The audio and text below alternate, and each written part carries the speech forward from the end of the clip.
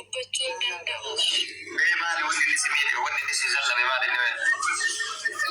Wanni minaa zallame ani biyya ormaan jira jechuudha. Manaan ambitellee maali maqaa isaatii maqaa ummaa isaatiin jijjiiree abbaa warraa kiyya ture. Manaan ani jaaree maqaa haadha isaatiin jijjiiree jechuudha maqaa kiyya keessaa baasee. Ammallee moolikii namaa keessa waa hedduu liqii riyaala meeqa riyaala 9,000 kanas jechuudha kan Saudi Arabiyaa jechuudha. Sababa isaatiif riyaala 9,000 liqii namaa irra kaa'ee ni dhagahama miti. Ni dhagahama dubbatu yaa'ee. Ammallee immoo kanarratti si ani waa hedduu qabeenya hedduun qaba ture qabeenyi kiyyaas isuma bira jira ture. Qabeenya kanallee obboleessa isaatti dabarsee kennee osoo itti kadhadhu rabbi dhiitii dilii akkasii maaliif hojjetta gaafuma addunyaarra jiru maaliif goota hoggan jedheeni yoo sababa keetiif rabbiin ibiddaan na gubata na haa gubuu jedhee.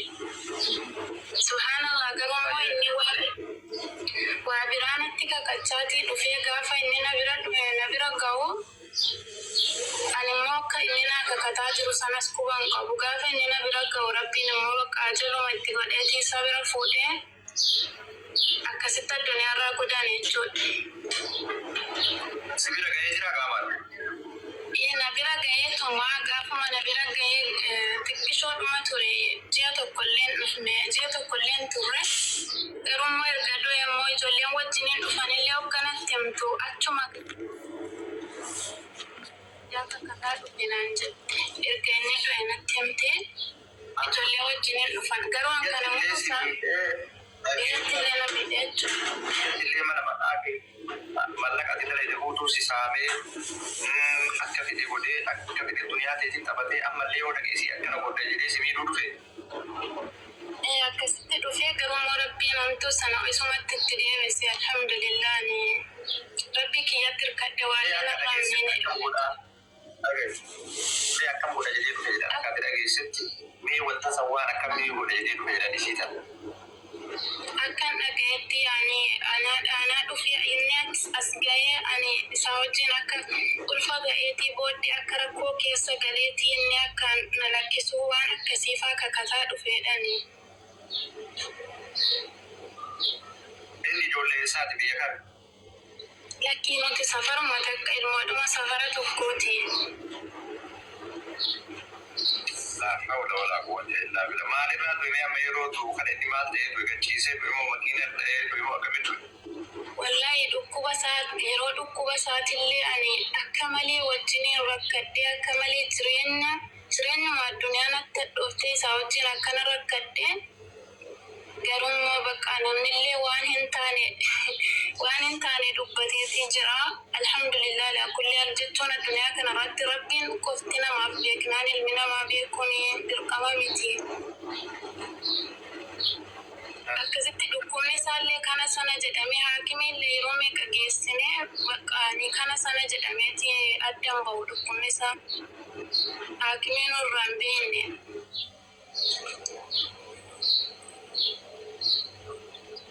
La hawla wala quwwata illa billah.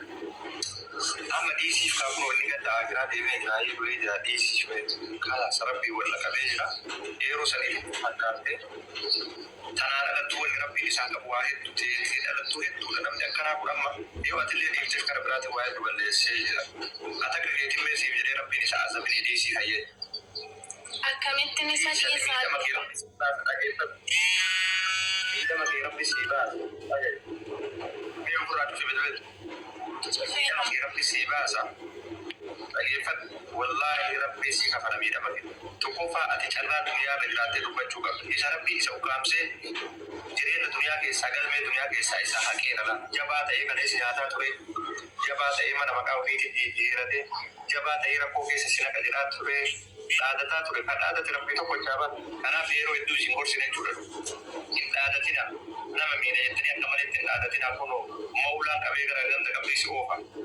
Duniyaa amma inni maqaa keetuudhaa jijjiire sammee subhaanallah nyaatee nyaanne sillee nyaachifne zulmii itti taatee jechuudha. Kanaaf wanni waan akkan onnee nama cabsu waan nama gachiisu waan qalbii namaa cabsu wallahi waan namni illee barnoota irraa fudhatu keessattuu namni nama miidha shamarran kan akka malee miidhaniif waan kanarraa barnoota fudhatu. Barnoota fudhata waan kanarraa kanaafuyyuu ati amma inni rabbii qulqullamee jira beeliisiif. Ani ela maatii isaatiin illee dubbadhee jiru maatii isaatiin liqii hagana ga'ullee ani kan isa qeebale liqii hagana ga'utu narra jiraati. Liqii kanallee wajjiniin kaffallennaan abadan hin kaffallu jedhanii didani maatiin isaadha. Maatiin isaa eessa jira maatiin isaa biyya eessaati? Maatiin nuti biyyuma tokko ani biyya galeen ture hogga sanan hin gaafadhe ijumaan wal arginee gaafadheeni yaani maallaqa kanallee wajjiniin kaffallennaanis ni didanii. Ammallee immoo waa qodaa waan hin qabu hundeedhaa kan asii biyya kanarraa kan hin erge hunda isaatiiyyuu jararka jira ishii bakka yoo kana diddaniiti liqii kanas anumatu irraa kaffalata wama hundaayyuu anumatu godha. Uffata kiyya qofa isa bira jira waa hedduu meeshaa mana keessaa waa hedduu ergadhee jira gara kiiloo 500 jechuudha. Nama biyya arabaa jiru mana hinumaa naaf hubattu hedheetiin yaada kaargoo naqeetiin hin erge. Qodaa kiyya kanallee naa kenna waa biraan miisaa jennaan waa tokko nu biraan qabdu jedhanii akkasitti jaarsi biyyaallee dubbateen bakka ati rabbumatti kennadhuutii galii haqa kee rabbuma baasanaan jedhanii dhiisanii. Maatii gaafattee jirta mallaqa kana naa gaffalaa wanti kun haqa kiyyaa manni kun haqa kiyyaa naa deebisaa jettanii maatii isaati. Hin beeknu jedhan maatiin illee hin kaffallu jedhanii. Maatii fi illee mujrimu akka tokkooti jechuun maatii inni irraa dhalates inni hin dures maatiinis mujrima jechuudha. Tokkuma eeyyee. Tokkuma ila inni silaa warra aqlii qabu hundee badee bara hundee isaatti ulaan falfala hundee nama falfalaatti jira bara hundee nama rakkoo qabu warra abaarsaa warra jedhamu warri kunamu warra abaarsaa warra rabbiin illee hin beekne warra dunyaallee hin beekne nama warra akkasiisu wallahi wallahi mee inni ganda akiraa deemee jiraatu ee jira ilma keenya kana yeroo rabbiin fudhatee jira rabbi isatti haaraadha qabeenya kee hoodhu fudhu nurraa jechuu dhiisanii hin kenninu qabeenya san jedhee warris. Hin kenninu jedhanii. Bira geeffadhaa jiran wallahi waan akka qalbii nama cabsu subhaanallah warris qabeenya kana xiqqoo irraa siin kenninu qooda takkan qabdu dhani osoo kee ta'uu beekan.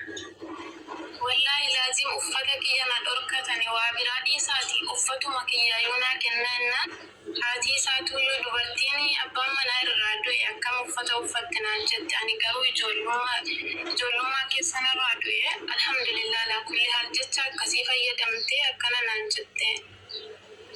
Asalaani malookiin. Ijoollee walirraa qabdanii? Walirraa hin qabnu.